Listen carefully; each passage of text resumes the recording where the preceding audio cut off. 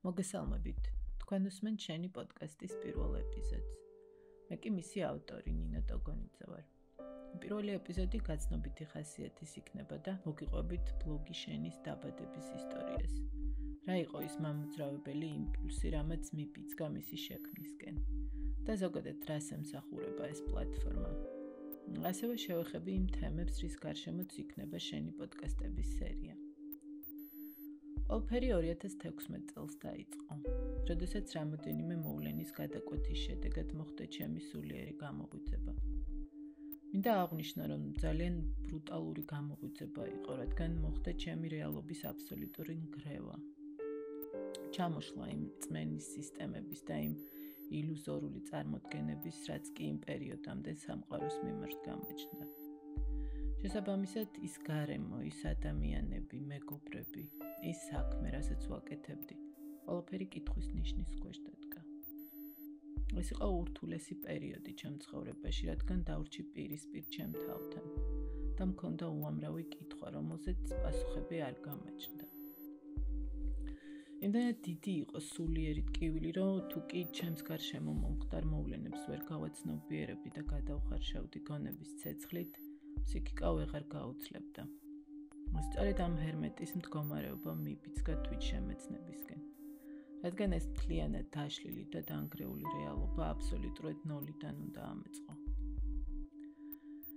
იმ სულიერ უკუნეთში, რაშიც იმ პერიოდში ვიმყოფებოდი, ჩემთვის პირველი სინათლის წერტილები იყვნენ ადამიანები, ვინც აზიარებდნენ საკუთარ გამოცდილებებს, რომლებთანაც სიმართლის ვიბრაციით გრძნობდი რეზონირებას. ისინი ჩემთვის იყვნენ ერთგვარი გზამკვლევები, რომლებიც უაღრესად მეხმარებოდნენ, რადგან როდესაც პირველად იღვიძებ ჩვენ სხვა ინფორმაციულ რეალობაში არ იცი საიდან დაიწყო.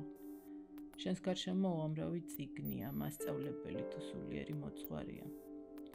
ეს ადამიანები კი ყველანაირი ამბიციის გარეშე უბრალოდ თავის გამოცდილებას და პერსპექტივას აზიარებდნენ, რაც ფასდაუდებელი იყო ჩემთვის. სწორედ მაგ პერიოდში გამეხსნა ასტროლოგიური ცოდნა, რამაც ჩემში მოახდინა მთლიანი პარადიგმის ცვლილება.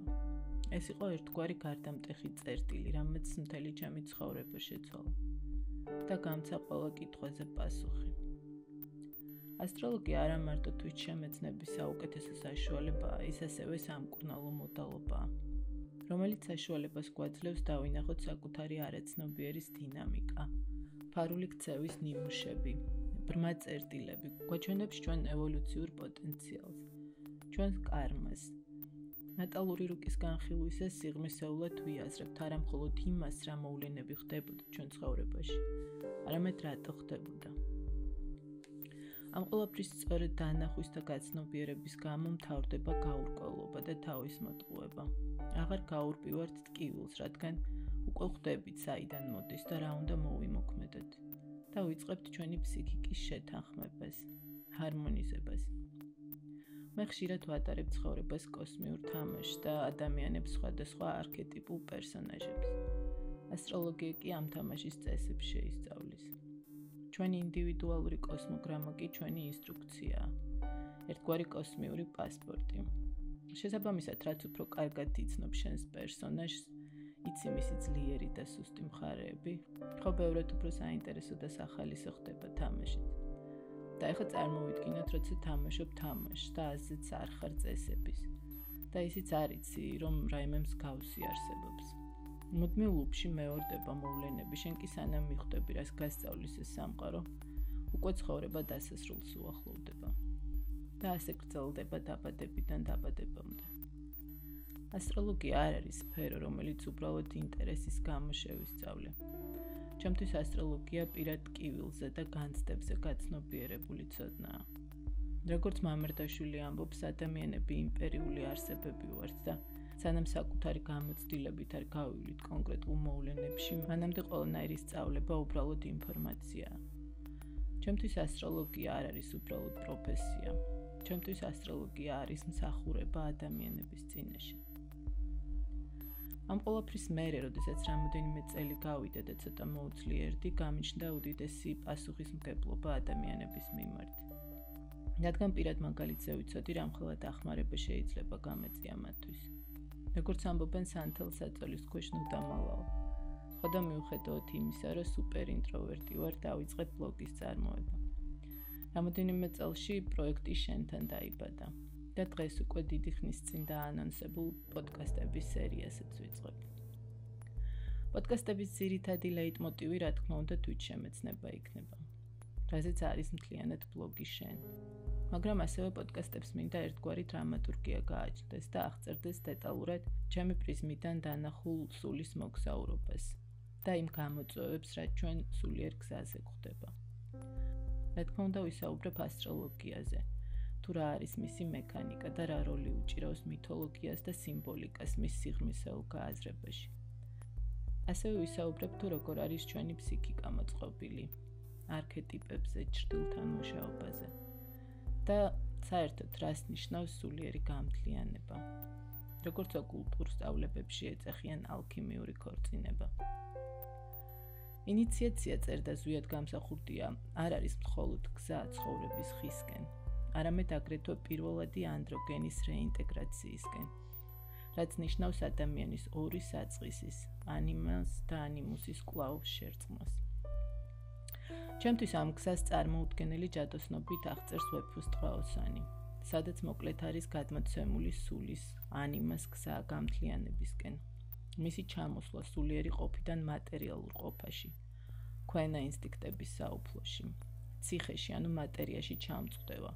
შემდეგ კი უმაღლესი მესმიერ მისი კვლავ განთავისუფლება ინიციაციის გზით, მისთვის სამეფოს დაბრუნება, ანუ სულიერ ტრიადასთან დაკავშირება და ქორწინება, ღმერთთან შეერთება, ანუ ჰიეროგამია. ტარიელი გული, ავთანდილი ინტელექტი, ფრიდონიკის სხეული. სანამ სამივე არ გაერთიანდებიან, ვერ მოიპოვებენ ნესტანს, სიყვარულს, ანუ ღმერთს. ფატმანი პოემაში განასახიერებს ინტელექტს, რომელიც მხოლოდ ამ ქვეყნიურში ხედავს შვებას და მიზანს. ამგვარი ფილოსოფია კარგავს ნესტანს, ანუ სოფიას, სიბრძნის სიმბოლოს. ვერ ინარჩუნებს მას, ისევე როგორც ტარიელი ვერ ინარჩუნებს ნესტანს, ვინაიდან მისი ინიციაციის საპირისპირო გზა ამ ქვეყნიური ცხოვრებისგან უკიდურესად მოწყვეტილია. ეს ორი პოლუსი კი უნდა შეათანხმოს ავთანდილმა, ინტელექტის სიმბოლო.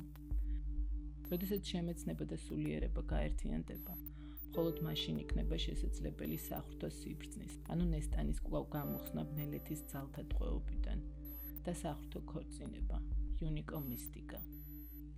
ფატმანის გრძნეული მონა მოლს წამოისხავს და მიდის ქაჯეთში. მოლი ისეთი ბალახია, რომელიც ეხმარება ადამიანს ინიციაციაში. ვეფუს ტყვეოსნის ავტორისთვის მოლი ინიციაციის არაკანონზომიერი გზაა. მას იყენებს გრძნეული შავი მაგიის მიმდევარი ფატმანის მონა. პოემის მთავარი გმირები ტარიელი, ავთანდილი და ფრიდონი მოლით კი არ გადიან ინიციაციას, არამედ ხმლის ძალით, შემეცნების და სიმართლის სიმბოლო. არ არის ადვილი ხმლის გზა, ამით უმეტეს ჩვენს რეალობაში, სადაც უძლიერესი ნებისყოფა და სულის სიმტკიცე გჭირდება, რომ საკუთარ თავთან გულწრფელი დარჩე და იუნისონში მოიყვანო გული, გონება და სხეული. რეალობაში, სადაც შინაგანი ხმის აღარ გვესმის, ჩვენი არსების უფაქისესი ასპექტის, რომელიც გვაძლევს ცდომას მაღალ მესთან, რადგან მთელ ჩვენ ენერგიას ვხარჯავთ ჩვენი ეგოს გაუთავებელ მოთხოვნებზე. თან ყველაზე სევდიანი რეალობა ის არის, რომ ადამიანის ცნობიერება ისეა დაფრაგმენტებული, რომ ეგოც არ არის ერთპიროვნული მმართველი. რადგან ჩვენი ცნობიერების ნებისმიერი ასპექტი, სულიერი ტრაუმის ან მიუღებლობის გამო, რაც ქვეცნობიერში გადავისროლეთ, ის ისევ გვმართავს გაუცნობიერებლად. სწორედ ამიტომ არის დილით ერთი რაღაც გვინდა, შუა დღეს მეორე, საღამოს მესამე. ვართ ესე გახლიჩილი ჩვენს სურვილებში და მუდმივ შინაგან ბრძოლებში. ცნობიერების ევოლუცია იწყება მაშინ, როდესაც ვიწყებთ თვითრეფლექსიას და დამკვირვებლის პერსპექტივის პრაქტიკას. როდესაც ვიაზრებთ, რომ ეგო უბრალოდ მსახურია და ვწყვეტ მის სურვილებზე და განცდებზე რეაგირებას. როდესაც ჩვენივე ნებაყოფლობით ვაძლევთ საშუალებას უმაღლეს მეს მეტი ცდომა გქონდეს ჩვენს რეალობაზე. ალქიმიის სამუშაო გარდაქმნის ცნობიერებას შიგნიდან გარეთ და არა პირიქით. ტრანსფორმაციული ნაბიჯები მოითხოვს უდიდეს ნებისყოფას და ვალდებულებას ჩვენი თავის წინაშე, ჩვენი აზრების და რეაქციების საფუძვლიან ანალიზს და თუ არ გვინდა რომ თავი მოვიტყუოთ და რეალურ შედეგებს მივახციოთ, ამ გზაზე აუცილებელია პირადი ძალის ხმევა, რომ შევინარჩუნოთ სიფხიზლე. დღეისათვის სულ ეს იყო. მომავალ შეხვედრამდე.